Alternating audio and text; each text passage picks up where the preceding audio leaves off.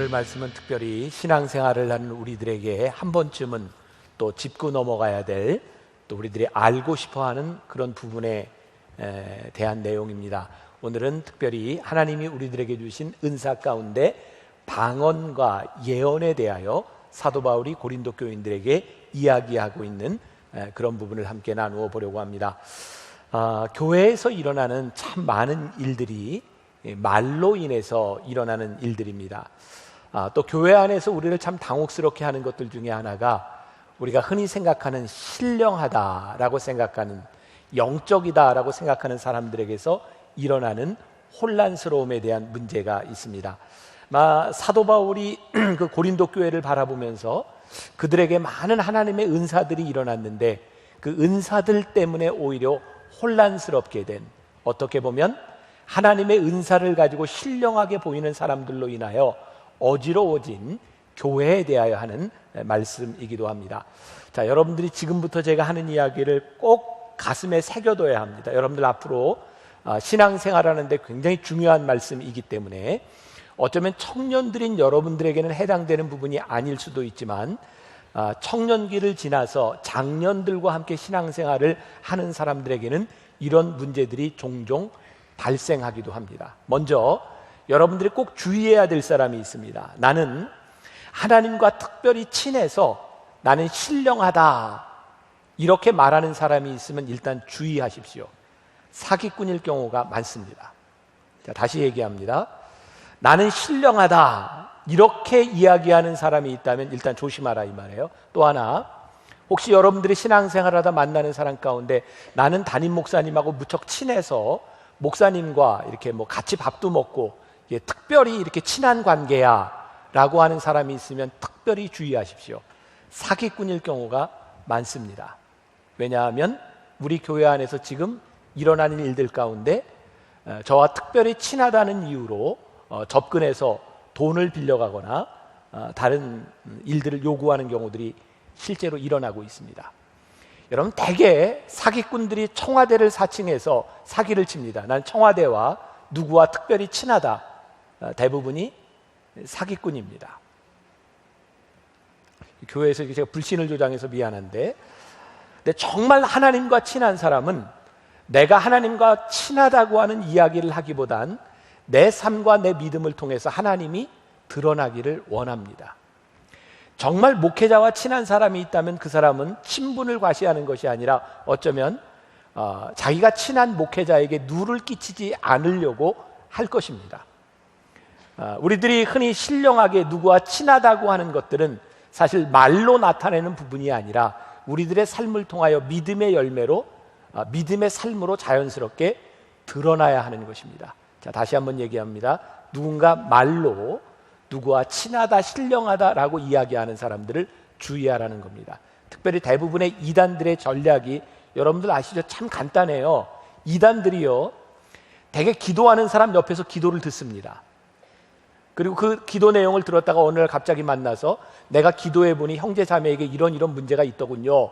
그러면 사람들이 깜짝 놀라요. 어떻게 아셨어요? 하나님이 저에게 말씀하셨는데요. 사기꾼입니다. 하나님이 나에게 말씀하셔서 당신에게 이런 이야기를 한다는 사람 100% 사기꾼입니다. 왠지 아세요? 하나님은 누구를 통하여 여러분들의 삶을 이야기해 주시지 않습니다. 하나님은 직접적으로 여러분들의 삶에 관계하시고 인격적으로 우리와 만남을 갖기를 원하시는 분이기 때문에 하나님은 여러분들에게 말씀하시는 분이십니다. 여러분들의 문제를 가지고 누군가에게 기도를 부탁할 수 있지만 그 사람에게 해답이 떨어지지 않습니다. 꼭 기억하세요. 정신 차려요? 정신 차려? 네, 꼭 반말을 해야 이렇게 대답을 하니. 네, 자, 그리고 제가 이제 얼마 전에 조금 당황스러운 이야기를 좀 듣게 되었어요. 말로써 일어나는 일들입니다. 우리 교인 중에 한 사람이 교회를 떠났어요. 왜 떠났는가 이야기를 들었더니 제가 람보르기니를 타고 다닌다. 그래서 교회를 떠났어요. 얼마 전에 어떤 권사님을 통해서 들은 이야기인데 그 집 딸이 이 야탑 지역에서 무슨 동호회 활동을 하고 있는데 그 동호회에서 그런 이야기가 나왔대. 만나교회 담임 목사님은 스포츠카를 몰래 숨겨놓고 타고 다닌다. 그 차가 부카티다. 내가 부카티를 처음 들어봐서 거기서 바로 인터넷으로 이렇게 찾아봤더니 차가 대략 24억 정도 하는 그런 차였어요. 왜 이런 소문이 날까? 가만히 생각해 보니까 한 가지 단서가 떠올랐어요. 제가 몇 년 전에 설교를 하면서 이 중에 못 들은 사람도 많을 거예요. 제가 어떤 청년 사업가 그 신방을 하게 될 때 그 사람이 자기 차를 가지고 와서 저를 데려갔어요. 그게 이제 스포츠카였어요. 그리고 제가 신방을 하고 서울에 있는 사무실에 신방을 했는데 거기에 보니까 다른 스포츠카가 또 있었어요. 그게 람보르기니였어요. 그래서 저에게 목사님 운전을 한번 해보라고. 그래서 제가 처음으로 람보르기니를 저 수서간 고속도로를 막 하고 운전을 한번 해본 적이 있어요. 진땀은 났지만 너무나 신나는 그런 경험이었어요. 그때 제가 이런 얘기를 했던 것 같아요. 하나님께서는 제가 이렇게 스포츠카를 가질 만한 능력이 없기 때문에 누군가를 통해서 이렇게 운전도 하게 해주시고, 근데 앞뒤는 다 잘라먹고 제가 람보르기니를 운전했다, 이것만 머릿속에 들어왔던 것 같아요. 그래서 그런 소문도 나고. 저 스포츠카 없습니다. 네. 왜 이런 일들이 일어날까? 사람들은요, 자기가 듣고 싶은 것만 듣고 기억하고 싶은 것만을 기억합니다. 교회에서 일어나는 많은 일들은 사실은 악한 일들 때문이 아니라 자기가 생각하고 있는 일들 혹은 선한 일들을 내 자의적으로 해석할 경우도 참 많습니다. 사도 바울에게 참 고민스러웠던 것은 하나님께서 고린도 교회에 많은 은사를 부어주셨는데 사람들이 그것을 자의적으로 생각하고 자의적으로 사용하고 자기의 유익을 위해 사용하면서 일어났던 문제들이었어요. 사도 바울은 오늘 고린도 교회에 아주 보편적으로 일어났던 은사의 문제인 방언과 예언에 대하여 너희들이 이렇게 은사를 활용해야 된다라고 말을 하고 있습니다. 자, 중요한 말인데 사도 바울은 고린도전서 처음부터 끝까지 아주 중요한 한 가지의 맥을 가지고 이야기를 하고 있습니다.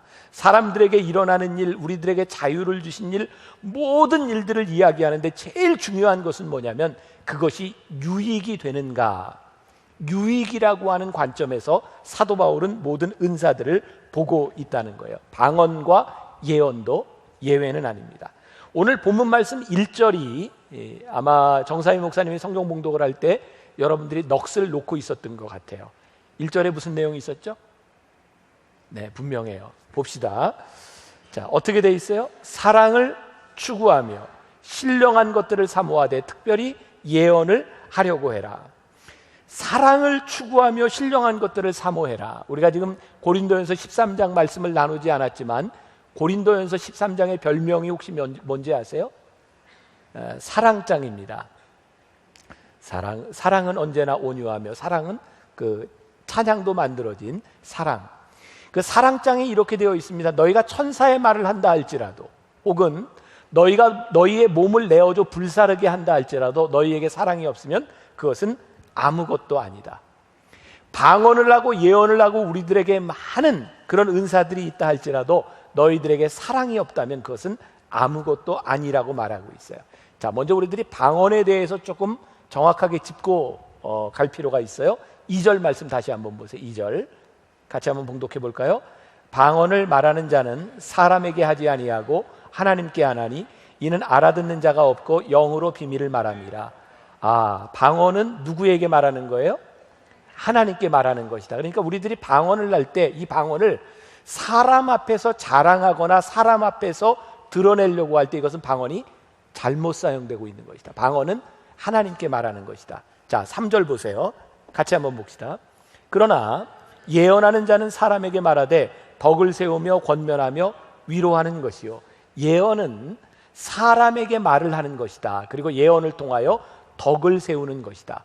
조금 이따 한 번 더 언급하겠지만 예언이라고 하는 것은 성경에서 철저하게 앞으로의 일을 이야기하는 점쟁이가 과거와 현재 미래를 이야기하는 것과 같은 그런 예언이 아닙니다. 예언은 하나님의 말씀을 말하는 영어로는 프로클러메이션이라고 얘기하는 것은 선포한다. 이것이 예언이지 우리의 미래를 이야기하는 것이 예언이 아닙니다. 여러분 성경에서 말하는 예언에 대한 분명한 정의를 여러분들이 가지고 있어야 돼요. 자, 그래서 4절에서 사도 바울은 이렇게 얘기해요. 같이 봅시다. 4절 시작. 방언을 말하는 자는 자기의 덕을 세우고 예언하는 자는 교회의 덕을 세운다. 자, 방언을 하는 사람은 그 방언을 통해서 자기에게 유익이 돼요. 예언은 교회의 덕을 세우는 것이에요.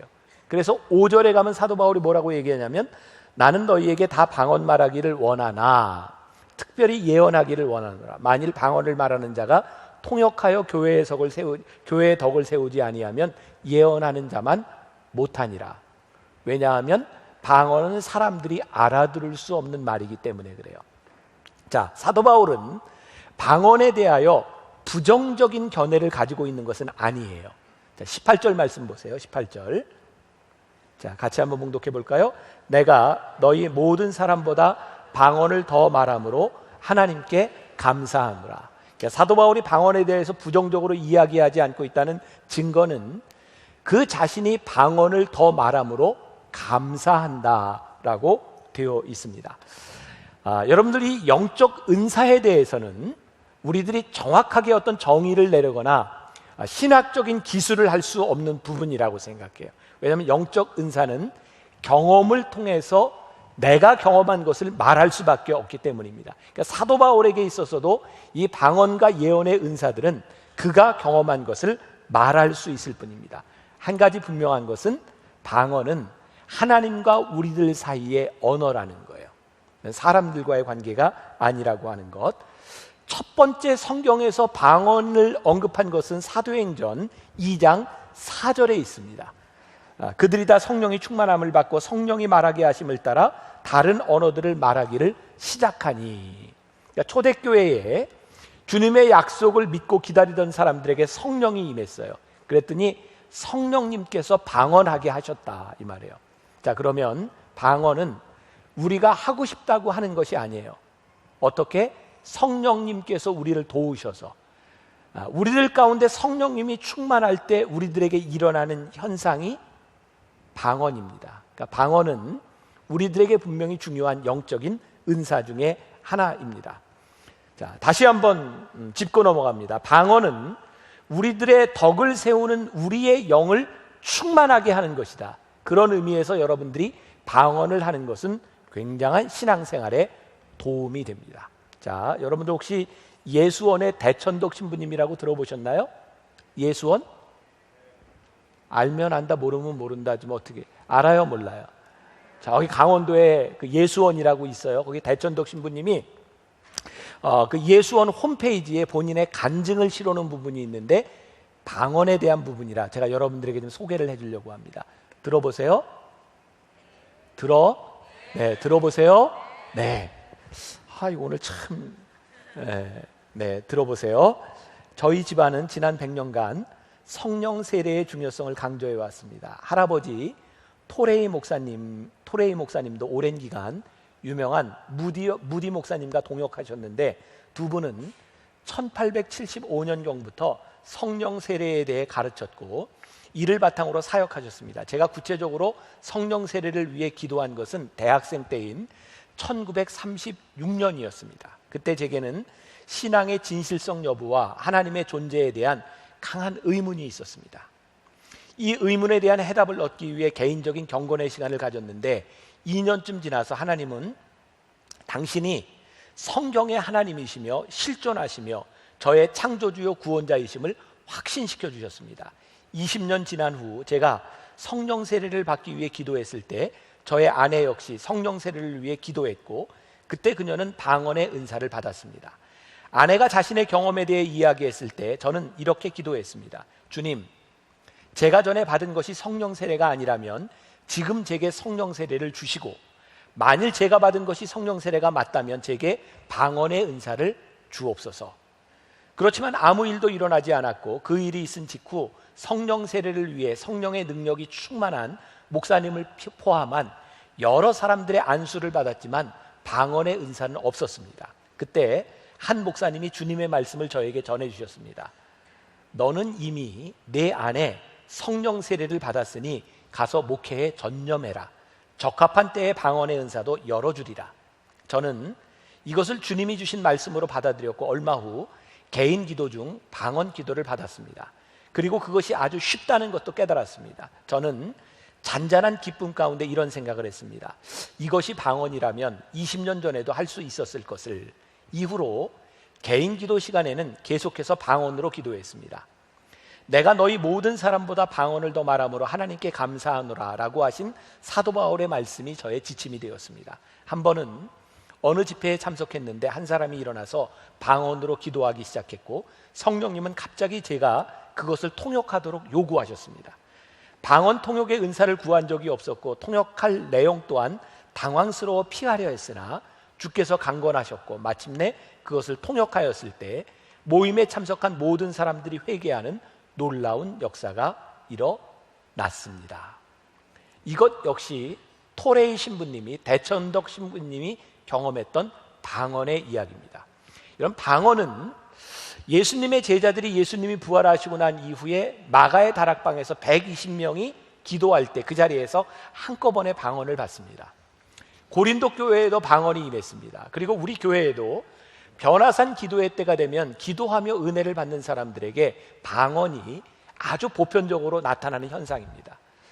우리 교회에서 하고 있는 트레스디아스 영성훈련에서 1월이면 우리 청년 BTD를 또 하게 되지만 그 영성훈련에서 저는 정말 성경에 일어났던 사도행전의 역사가 오늘날에도 일어나는 일이구나라는 것을 제 눈으로 확인을 했는데 한 테이블에 모였던 남자들 12명이 똑같은 시간에 한꺼번에 방언을 받는 걸 봤어요.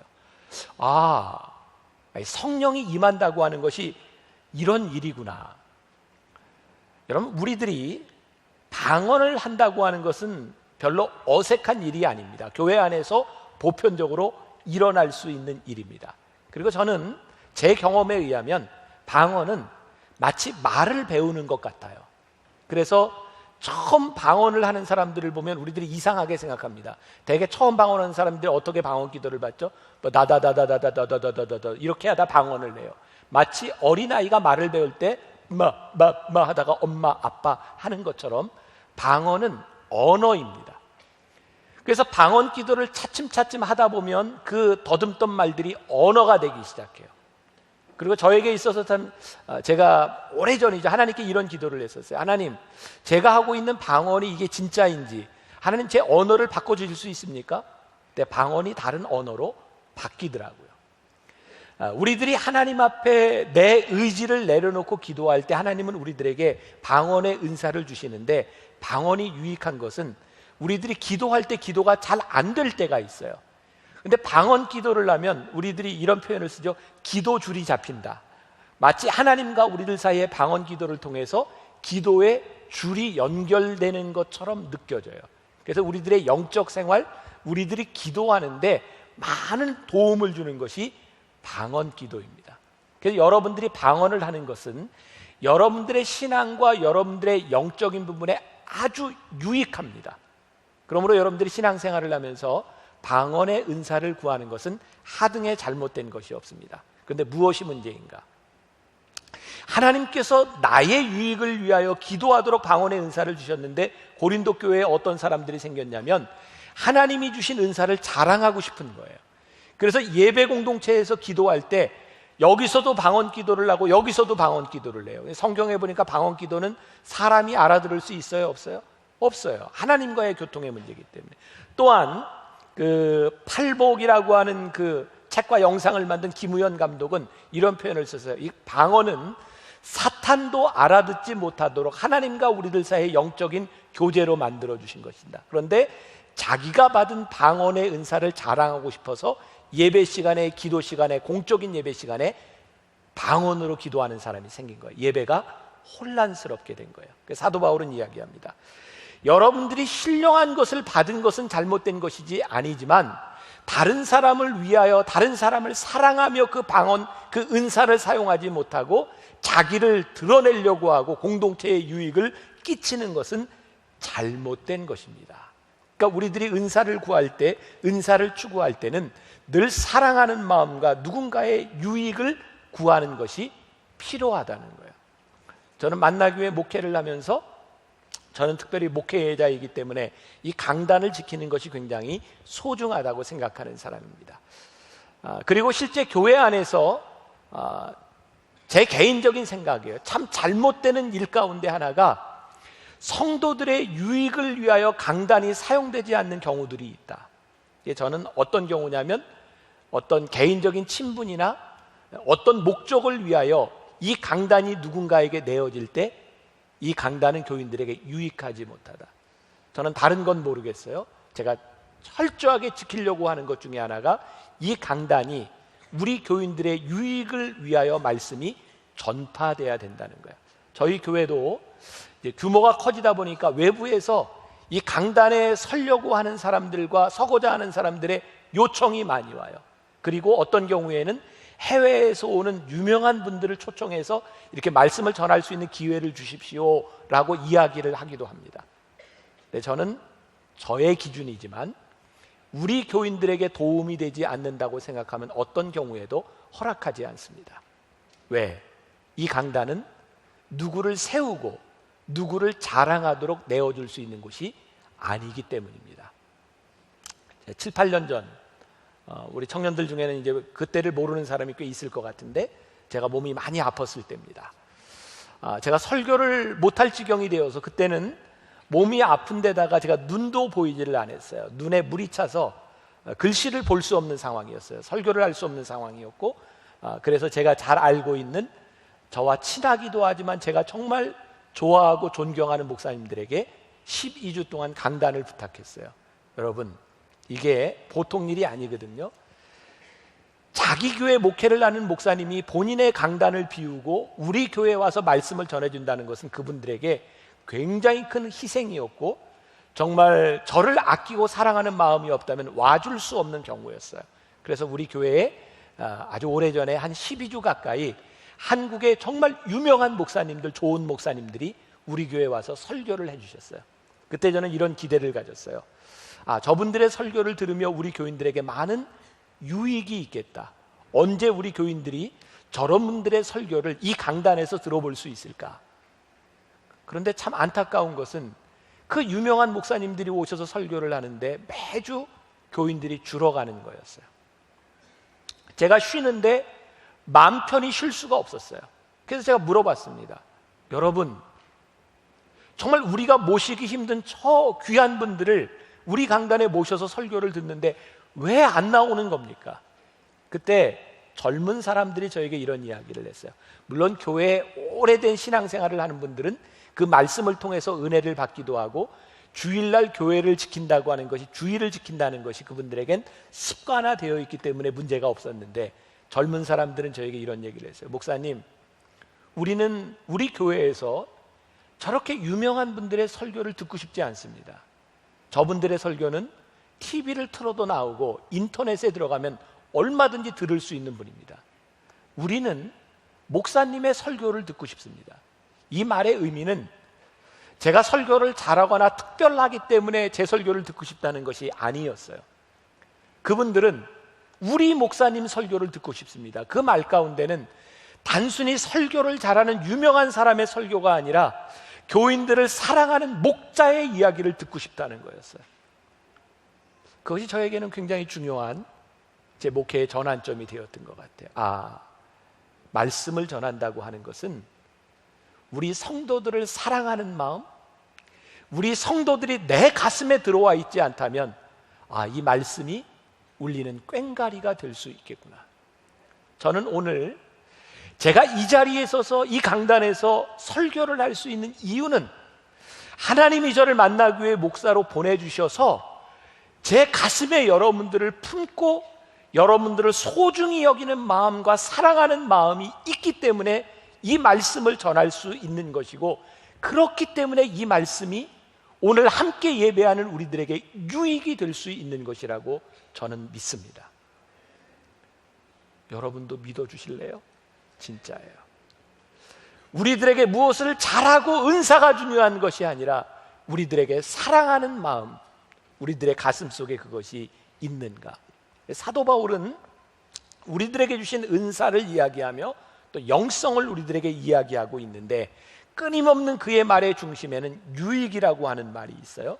자, 6절 말씀 한번 볼까요? 6절.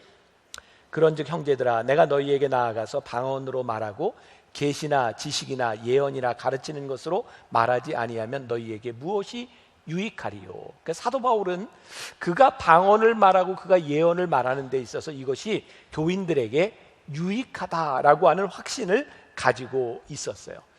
근데 사도 바울은 특별히 교인들에게 공적인 예배 시간에 이야기할 때 예언이 중요하다고 생각했는데, 이것은 초대교회의 상황을 우리들이 조금 기억할 필요가 있어요.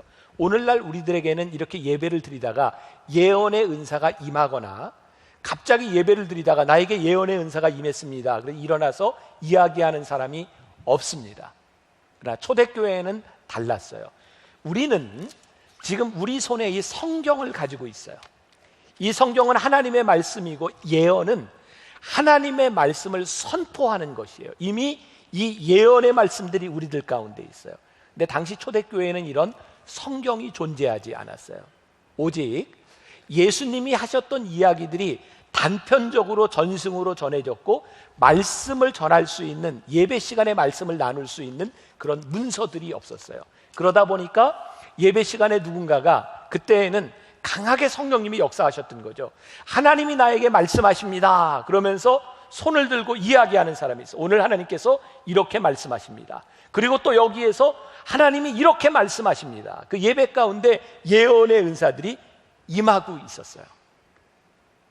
그런데 그 예언도 은사로서 이렇게 교회 안에서 일어나고 있었는데, 그 예언으로 인해서 또 혼란스러워지는 일이 생길 수 있어요. 그래서 사도 바울은 오늘 14장 29절과 30절에서 이렇게 말씀하고 있어요.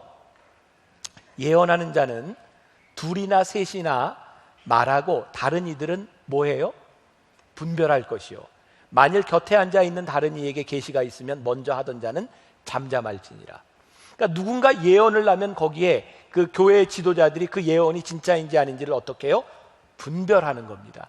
우리 지난주에 그 은사에 대해서 이야기할 때 영분별의 은사 잠깐 언급하고 넘어갔었죠. 영분별의 은사가 있는 사람이 저것이 진짜인지 아닌지를 분별해 주는 거예요.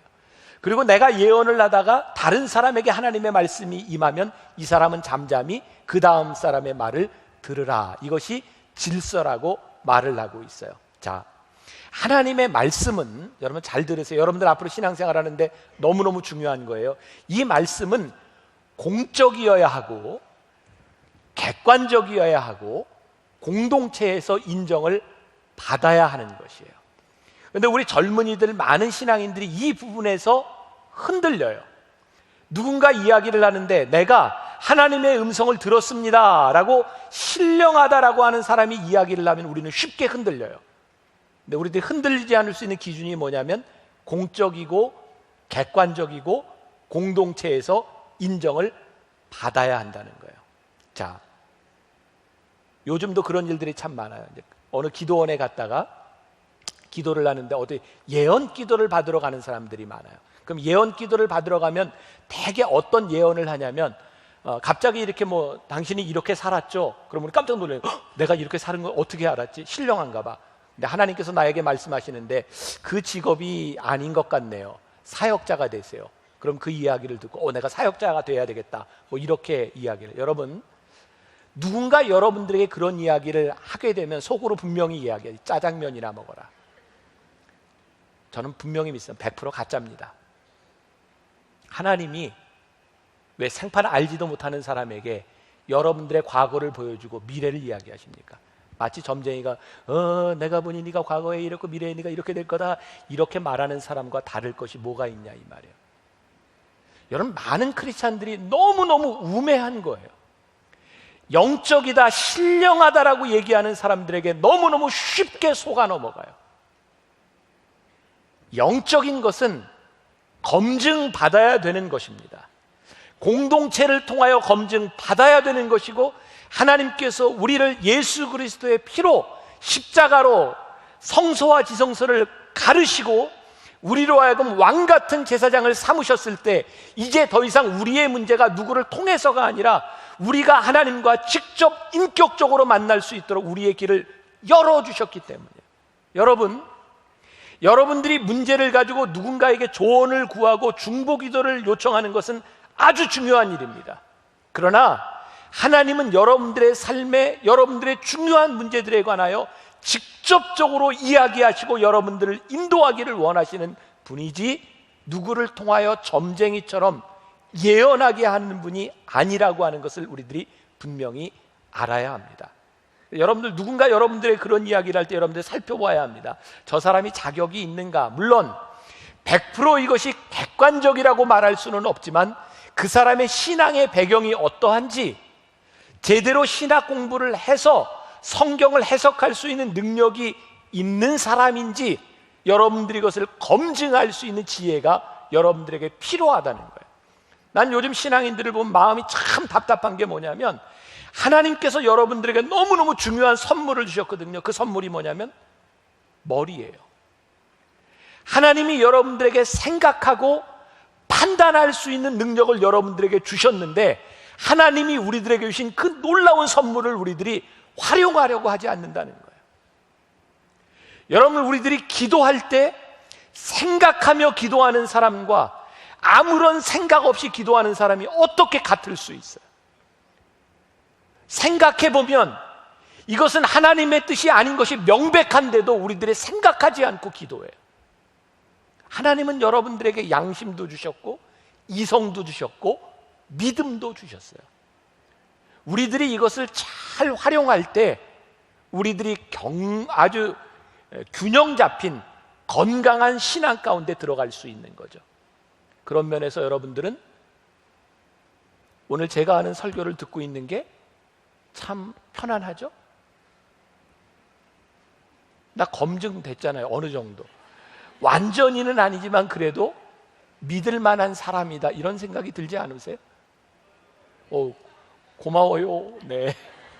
자, 저뿐만 아니라 여러분들이 어느 교회, 어느 공동체를 찾아가든지 하나님께서 여러분들에게 주신 이성과 머리를 잘 활용해서 검증할 수 있는 사람이 돼요. 그리고 더 중요한 것은 그 사람의 열매를 봐야 된다는 거예요. 아무리 객관적이고 아무리 교육을 잘 받고 한 사람일지라도 그 사람의 삶에서 열매가 올바르지 않다면 여러분들이 분명히 판단할 수 있는 능력이 있어야 되는 거죠. 제가 언젠가도 한번 우스갯소리를 한 얘기지만, 여러분들 우리나라의 어떤 이단 중에 한 사람이 라스베가스 가서 이거 갬블링하다 들켰던 적이 있잖아요. 그 사람이 뭐라고 얘기했어요? 내가 교인들이 너무너무 힘들어서 내가 건축 헌금을 마련하려고 이거. 그랬더니 교인들이 그 얘기 듣고 아멘. 정말 짜장면이라면 어떻게 그런 얘기를 듣고 아멘이 나와요? 아니, 하나님의 성전을 짓는데 하나님이 정말 가난해서 라스베가스 가서 이거 해야 지을 만큼 하나님이 가난하신 분이에요. 하나님의 성전이 그런 돈으로 지어져야 되는 거예요. 아니, 어떻게 그런 것도 판단하지 못하고 우리 목사님은 교회를 위해서 저렇게 힘들게 라스베가스 가서 이러고 오셨어. 그게 그렇게 안타까운 마음이 드는 거예요. 우리들이 열매를 보면 아는데, 삶을 보면 아는데 왜 우리들이 그것을 판단하지 못하냐 이 말이에요. 우리들이 완전할 수는 없지만 우리들의 은사와 영성을 바라보며 우리들이 판단할 수는 있지 않겠는가. 제가 얼마 전에 방송하면서 그런 이야기를 했어요.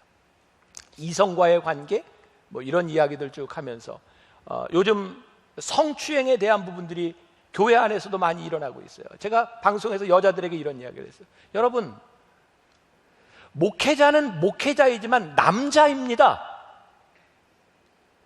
목회자를 남자로 보고 목회자로 보세요. 너무나 쉽게 속아 넘어가고 너무나 쉽게 무너지는 것들은 너무나 상식적인 것들을 지키지 못하는 데서 일어나는 일들이에요. 목회자가 목회자이기 이전에 남자입니다. 여러분들이 하나님을 믿기 전에 여러분들은 남자고 여자입니다. 우리들에게 본성이 있습니다. 그래서 우리를 지키는 것은 단순히 우리들이 신앙이 있기 때문에, 어떤 사람이 이런 질문을, 제가 내일 방송할 분량이구나, 이런 질문이었더라고요. 아주 신실한 교회 오빠가 오빠 믿어, 오늘 하루 같이 지내는데 오빠 믿어, 이 신실한 오빠를 믿어야 되나요 말아야 되나요, 이런 질문이 와서 제가 이렇게 답변을 하려고 해요. 신실한 교회 오빠는 믿을 수 있지만 저 남자 오빠는 믿지 마세요. 여러분, 제 얘기를 잘 들으세요. 우리의 신앙과 우리들이 분별해야 될 지혜들이 우리들에게 바로 서 있어야 되는 거예요. 자, 하나님이 우리들에게 은사를 주셨어요. 여러분, 은사를 가진 사람이 인격적으로 성숙하냐? 그렇지 않아요. 성숙한 사람도 있고 그렇지 않은 사람도 있어요. 방언을 하고 예언을 하고 병을 고치는 은사를 가졌어도 그것은 은사일 뿐이지 영적 성숙하고는 다른 차원의 문제입니다. 영적 성숙은, 영성이라고 하는 것은요, 우리들의 삶을 통해서 믿음으로 나타나지고 우리의 믿음을 통하여 하나님이 드러날 때 영적 성숙한 영성이 있는 거예요. 여러분들 교회 안에서 은사적인 것이나 직분을 가지고 있는 것을 바라보면서 그 사람에게 영성이 있다라고 착각하지 말라는 거예요. 여러분들에게 분별의 지혜가 중요해요. 진정한 영성, 저는 우리의 삶을 통해서 믿음으로 하나님이 드러날 때 비로소 그것이 진정한 영성이라고 생각해요. 내가 아무리 신령하다라고 주장을 해도 그 믿음과 삶이 드러나지 않으면 그것은 진정한 영성이 아닌 거예요. 저는 신학교 다닐 때, 대학 다닐 때, 여러분들도 그런 경험이 있을 거예요. 1학년 들어가서 정말 멋져 보이는 선생님이, 어떤 선생님이 우리가 알지 못하던 이야기 쫙 써가면서 다 강의를 들었는데도 몰라. 야, 저분은 참 놀라운 지식을 가지고 있구나. 내가 전혀 이해할 수 없는 훌륭한 지식. 저 그렇게 생각을 했었어요. 저분은 참 훌륭하다. 근데 나도 공부를 하고 교수가 돼 보니까 깨닫게 된 게, 남들이 못 알아듣는 얘기를 하는 사람은요, 자기가 모르는 거예요. 실력이 없는 겁니다. 그리고 깨닫게 된 게 있어요. 진짜 훌륭한 사람, 모든 것을 알 수 있는 사람은 참 쉽게 설명할 수 있다는 거예요. 영성은 어려운 것이 아닙니다. 진정한 영성은 우리들의 삶에서 너무나 편안하게 드러날 수 있는 거예요. 혹시 여러분들 주변에 알 듯 모를 듯 이상한 얘기로 신비하게 이야기하는 사람이 있으면 분명히 뭐다? 가짜다. 제 말 잘 들으세요. 여러분들 꼭 기억하세요. 여러분들이 모르는 이야기를 한다고 하는 것에서 혼돈스럽게 살아가지 말라, 이 말이에요. 자, 다시 오늘 20절에 보니까 사도 바울은 이렇게 이야기합니다. 형제들아, 지혜에는 아이가 되지 말고 악에는 어린아이가 되라. 지혜에는 장성한 사람이 되라. 그러니까 우리들이 신앙생활을 하면서 우리 지혜를 가지고 성숙하게 장성한 사람이 되는 거예요. 그러면 장성한 사람의 특징은 무엇일까요? 누군가를 배려하는 사람을 보면 성숙한 사람이구나, 장성한 사람이구나 라는 것을 알게 돼요. 우리들 모두는 하나님께서 자녀를 삼아주셨어요. 우리가 하나님의 자녀가 되었다고 하는 것은 정말 놀라운 권세예요. 근데 여러분, 우리에게 하나님 자녀로서의 신분이 주어져 있는데 우리들이 신분에 걸맞는 수준을 가지지 못하면, 미안하지만 이렇게 표현하고 싶어요. 천박하다. 하나님께서 여러분들을 부르셔서 은혜를 주시고 은사를 주시는데 거기에 합당한 영적 성숙이 일어나지 않으면 천박한 거예요. 저는 교회 안에서 저도 그 범주에 들어가는 사람일지 모르지만 은사를 가진 사람들 중에 너무나 성숙하지 못한 모습들을 많이 봐요. 근데 사람들은 그가 가지고 있는 은사 때문에 두려워해요. 두려워하지 마십시오. 인격적으로 성숙되지 못하고 삶의 변화가 일어나지 않는 사람은 영적으로 영성이 충만한 사람이 아닙니다. 나에게 어떤 은사가 있어서 병을 고친다고 해서 함부로 사람들을 대하거나 함부로 반말을 한다거나 누군가에게 상처를 주는 사람이 있다면 여러분들 그 은사를 보지 말고 그 사람 안에 아직 자라지 못한 영적인 미성숙함을 우리들이 보아야 합니다. 저는 우리 교회가, 우리 성도들이 하나님 앞에서 얼마나 아름답게 덕을 세우며 우리들이 얼마나 하나님의 마음을 가지는 사람이 되는가, 이것이 우리들 영적 성숙에 너무너무 중요한 일이라고 생각해요. 제가 목회를 시작한 지 이제 27, 8년, 저도 이제 꽤 오래 시간이 지나갔어요. 제가 목회 천연병 시절에, 목사가 된 지 얼마 안 되던 시절에 저에게는 몇 가지 중요한 가치들이 있었어요. 제가 목사가 89년에 목사 안수를 받았는데, 여러분 89년 하면 우리나라에 이제 민주화의 바람이 막 불던 때고 80년대 초반은 데모를 참 많이 하던 때입니다. 저도 역시 단식 투쟁하며 데모를 하던 사람 중에 하나입니다. 아마 우리 세대에 데모를 해보지 않은 사람이 누가 있었겠습니까? 저도 그 시대에 살았던 사람이고, 특별히 저는 굉장히 이렇게 민족주의적인 성향이 좀 강한 사람이었어요. 그래서 제가 군목으로 가서 병사들에게 너희들 담배 피지 마라. 신앙의 문제가 아니었어요. 너희들이 담배를 피고 담배꽁초를 함부로 버리는 것은 이 깨끗한 국토를 버리는 일, 너희 죄 짓는 거다. 저는 신앙에 대한 문제가 아니었어요. 커피, KFC, 버거킹, 제가 너무너무 먹고 싶었지만 이거 우리나라에서 그걸 먹으면 로열티를 지불해야 되는 거기 때문에 그것도 먹지 마라. 저도 안 먹었어요. 제가 미국 가서 제일 먼저 먹은 게 KFC와 버거킹이었어요. 너무너무 먹고 싶었어요. 제가 좀 독특한 그런, 지금 생각해 보면 그래요. 제가 왜 그렇게까지 했을까 싶을 정도로. 그리고 저에게는 이 정의감이라는 게 제 안에 참 많았어요. 불의를 보면 제가 정의롭지도 못하면서 불의를 보면 참지 말아야 된다고 생각을 했어요.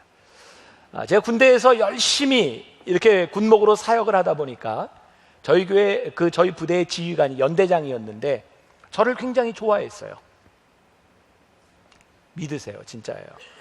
그래서 일주일에 한 번씩 늘 저와 저희 지휘관이 독대하는 시간을 가져요. 그 시간에는 아무도 못 들어와요. 저하고 이야기를 하면 제가 일주일 동안 부대에 있었던 이야기들을 다 나누는 거예요. 아마 지휘관은 다른 진급이나 이런 데 관계없이 가장 객관적이라고 생각했던 군목에게서 부대 이야기를 듣고 싶었을 겁니다. 제가 부대 이야기를 하면서 어느 날 저를 분노하게 만들었던 일, 어떤 대대의 주임 상사가 병사들이 먹어야 될 부식, 쌀과 고기를 빼돌리는 걸 알았어요. 정말 못 참겠더라고요. 연대장에게 그 이야기를 했어요. 저 부대에 저 주임 상사가 이렇게 빼돌립니다. 그리고 얼마 후에 그 사람이 보직 해임 당했어요. 저는 잘못한 게 아무것도 없습니다. 저는 정의로웠습니다.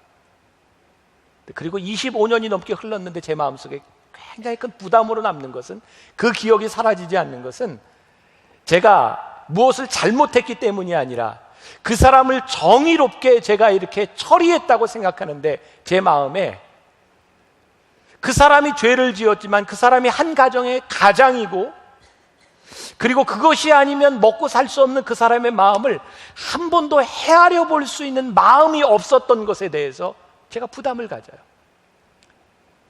제가 정의로웠다는 것이 잘못됐다는 것이 아닙니다. 정의 가운데 전 따뜻한 마음이 없었어요. 그리고 2년이 지나서 제가 대전 통합병원에 군목으로 1년을 지날 때였어요. 그 당시에 만나교회 한 권사님이 먹을 것하고 많은 물건을 사가지고 저를 찾아오셨어요.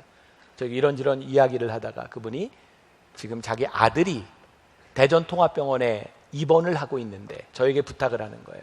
목사님이 군의관에게 좀 이야기를 해서 이 아이가 퇴원할 때가 됐는데 좀 더 병원에서 생활할 수 있도록 군의관에게 이야기를 해주세요.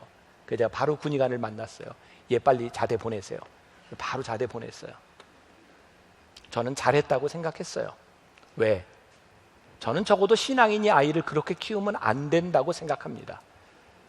그런데 제 마음에 남는 부담이 뭔지 아세요? 제가 잘못했기 때문이 아니라 그 아이에 대해서, 자기 자식에 대해서 힘들어하고 아파했을 부모의 마음을 한 번도 헤아려 보지 못한 것에 대하여 제 마음이 아팠어요. 여러분, 제 말을 오해하지 마세요. 여러분들이 살아가는데 불의한 일들을 덮으라, 그런 이야기가 아닙니다. 우리들에게 정의로운 것, 이거 참 중요한 일이고, 우리들이 내가 가지고 있는 은사와 내가 가지고 있는 실력, 이거 발휘하는 것 참 중요한 일이지만, 우리들에게 정말 필요한 마음, 하나님의 마음과 주님이 우리들에게 주시는 마음, 누군가에게 유익을 끼칠 수 있는 그 마음이 없다면 우리의 정의가 얼마나 잔인할 수 있는가, 그리고 누군가를 얼마나 힘들게 할 수 있는가. 여러분, 우리가 지금 지나가고 있는 이 시대가 그렇지 않아요? 모두가 다 정의롭기 때문에 너무 힘들지 않아요? 한 사람도 본인이 잘못했다고 생각하는 사람이 없습니다. 다 옳은 일을 행할 뿐입니다. 그런데 따뜻함이 사라져버렸어요. 유익이 없어요. 정의를 이야기하면 이야기할수록 서로가 미워할 수밖에 없는 이 일들, 정말 하나님이 이 땅을 바라보며 이 교회를 바라보며 사도 바울이 안타까워했던 모습들이 우리들에게는 정말 없는 것일까?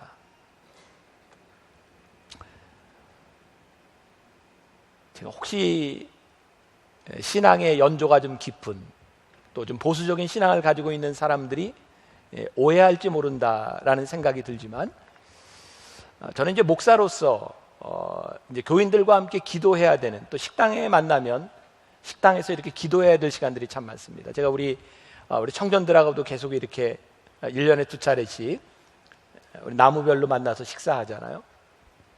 제가 어떤 데서는 제가 이렇게 대표로 기도하면서 축복하기도 하지만, 어떤 때는 우리 각자 기도하고 먹자, 이렇게 이야기할 때도 있습니다.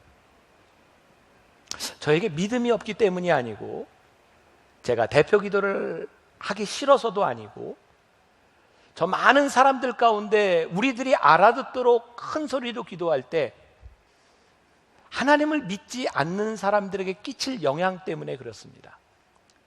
저를 생각해 보니까, 제가 우리 믿음의 공동체들과 함께 식사를 하는데 뒤에서 스님이 목탁을 치면서 연부를 외우면 그렇게 즐거울 것 같지 않더라고요.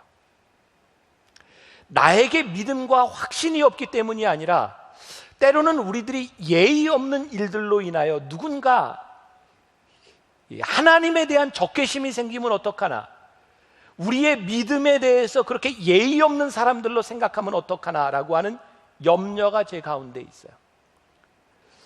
우리들이 하나님을 믿는 이 일들이, 하나님께 영광을 돌리는 이 일들이 분명히 덕이 되어야 되고 복음이 들어갈 수 있도록 우리들이 길을 열어놔야 되는데, 오히려 우리들이 복음이 들어갈 수 있는 문을 막고 우리들이 복음의 장애가 된다고 하면 우리들의 열심, 정말 그것이 하나님이 기뻐하실 수 있는 일일까? 우리는 내가 가지고 있는 열심과 내가 가지고 있는 믿음으로 행하는 일이지만 덕을 세우지 못하는 일이 된다면 이것이 정말 옳은 일일까? 제가 어제 그 결혼 주례를 했던 그 가정과 금요일 날 저녁 식사를 했어요. 꽤 큰 음식점이에요.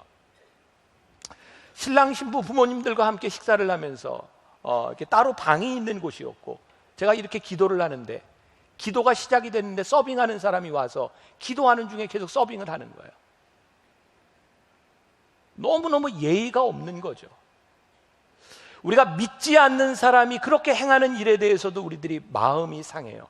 적어도 우리들이 하나님 앞에 기도하는 시간을 참아줄 수 있는 시간, 그것을 믿지 않는 사람들에게 요구한다면, 우리들이 크리스찬으로서 성숙한 사람으로서 우리들이 보여야 될 크리스찬으로서의 예의, 질서, 이런 것들이 우리들에게 있어야 하는 것이 아닐까. 제가 오해하지 말라는 거예요. 여러분들의 신앙을 부끄러워하라는 것이 아니에요. 여러분들의 신앙을 감추라고 하는 것이 아니에요. 하나님께서 우리들에게 주신 정말 소중한 이성과 우리들에게 주신 지식과 우리들에게 주신 이 믿음을 어떻게 유익하게 사용할 수 있는가를 하나님 앞에서 생각할 수 있는 사람이 될 수 있다면 얼마나 좋을까. 사도 바울은 우리들에게 가장 큰 은사가 예언이라고 말씀하고 있어요. 왜? 예언은 하나님의 말씀을 우리들이 선포하는 거예요. 여러분, 이건 놀라운 일입니다. 여러분들이 이 세상을 향하여 하나님의 말씀을 선포할 수 있다고 하는 것은 놀라운 은사입니다. 왜냐하면 사도 바울은 이야기합니다. 그들이 너희가 예언으로 선포하는 말을 듣고 그들이 하나님 앞에 와 엎드려 경배하고 하나님을 인정하게 될 것이기 때문에 우리들이 예언의 은사를 가지는 건 너무너무 소중한 일이라고 이야기하고 있어요. 저는 우리 만청의 공동체, 여기에 있는 여러분들이 하나님의 말씀을 담대하게 선포할 수 있는 사람이 되었으면 참 좋겠어요. 질서 있게, 예의 있게, 아름다운 영성을 만들어가는 우리들의 삶에 열매가 있는 사람들. 제가 어제 진짜 가슴 아픈 얘기 들었거든요. 우리 교회에서 걷기 대회를 하던 날, 아마 동남아시아 사람들이었던 것 같아요. 우리들 행사를 다 마치고 차를 태워서 이렇게 가는 그 시간에 누군지 모르겠어요. 우리 교회 한 분이었던 것 같아요. 시간 됐는데 왜 깜둥이들 왜 안 와? 그 이야기를 그 이주민들이 들은 거예요. 제가 어제 그 이야기를 들으며 제 마음이 너무너무 아픈 거예요. 저 사람들이 여기 와서 그 소리를 들었을 때 그들의 마음이 어떠했을까? 전 여러분들이 참 좋은 영성을 가진 사람들이 되었으면 좋겠어요. 내가 가지고 있는 것을 자랑하는 것보다 내가 가지고 있는 확신과 내가 가지고 있는 것으로 인해 누군가에게 유익을 끼칠 수 있는 그런 사람들이 될 때, 우리들에게 주신 은사가 참 아름답게 쓰임받지 않겠습니까? 여러분, 좋은 사람 되세요. 착한 사람 되세요. 여러분들 속에 있는 주님의 마음과 그 확신이 정말 여러분들을 착하고 아름답게 만들어가는 그런 일들이 우리 가운데 있기를 간절히 소원합니다.